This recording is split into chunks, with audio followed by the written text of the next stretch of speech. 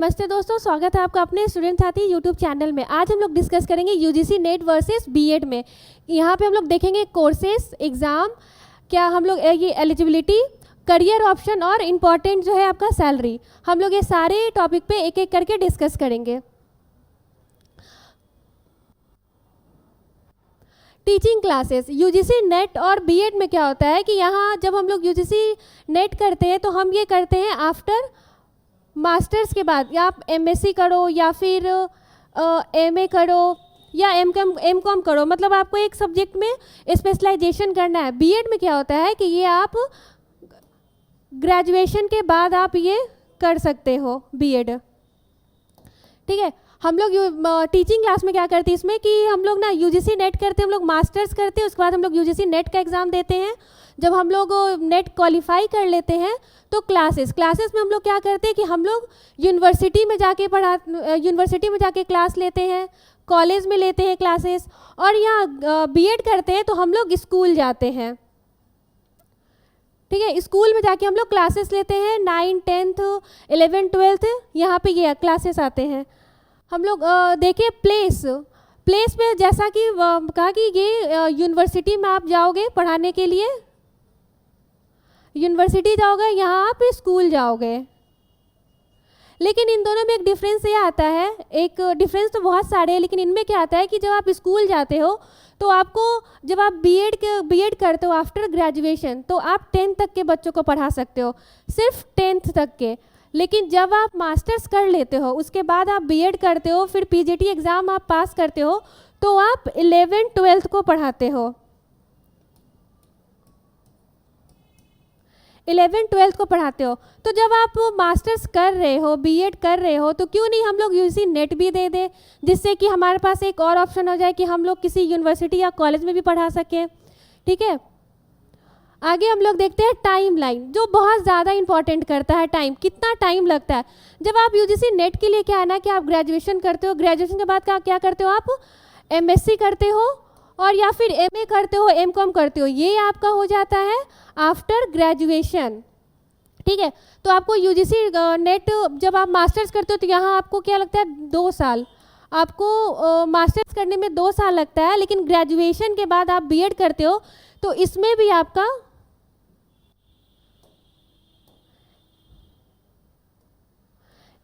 आपका 2 साल लगता है, ठीक है। तो यहाँ क्या होता है कि जब हम लोग ग्रेजुएशन के बाद बीएड करते हैं, उसके बाद हम लोग सीटेट का एग्ज़ाम देते हैं, लेकिन यूजीसी नेट में क्या होता है कि वहाँ पे हम लोग मास्टर्स करते हैं, उसके बाद हम लोग यूजीसी नेट का एग्ज़ाम देते हैं। यहाँ पर एक क्या होता है कि यहाँ जो हम लोग बीएड कर रहे हैं तो ये हमें क्या करते हैं, एक डिग्री कोर्स है जो हमें ट्रेनिंग देता है कि आप बच्चों को कैसे पढ़ाओगे। लेकिन नेट में क्या होता है कि यहाँ पे आपको एक सर्टिफिकेट मिलता है जिससे कि आप एलिजिबल हो, मतलब आप एक्सपर्ट हो, आपको नॉलेज है अच्छा खासा अपने सब्जेक्ट में, तो आप क्लासेस जाके ले सकते हो यूनिवर्सिटी में या कॉलेज में, ठीक है। तो यहाँ पर ये एक सबसे बड़ा यहाँ पर डिफरेंसेस है। हम लोग बात करते हैं सैलरी की, जो काफ़ी इम्पॉर्टेंट एरिया है, क्योंकि जब हम लोग किसी एग्ज़ाम की तैयारी करते हैं तो हमारे माइंड में आता है सैलरी की, कि हमें ज़्यादा सैलरी मिले और कम टाइम में मिले, जो हमारे लिए, हम लोग मेनली यही सोचकर आगे बढ़ते हैं, ठीक है।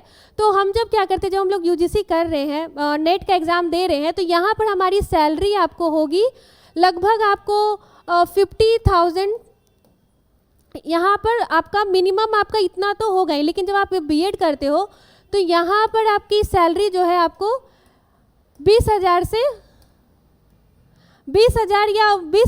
ही, मतलब आपका ज़्यादा होगा, लेकिन इससे आपका कम होगा बीएड में आपकी सैलरी। क्योंकि क्या होता है कि हम लोग जब नेट क्वालिफाई करते थे, ये नेशनल लेवल पर होता है, जहाँ पर आप इंडिया के किसी भी यूनिवर्सिटी या कॉलेज में जाकर आप पढ़ा सकते हो।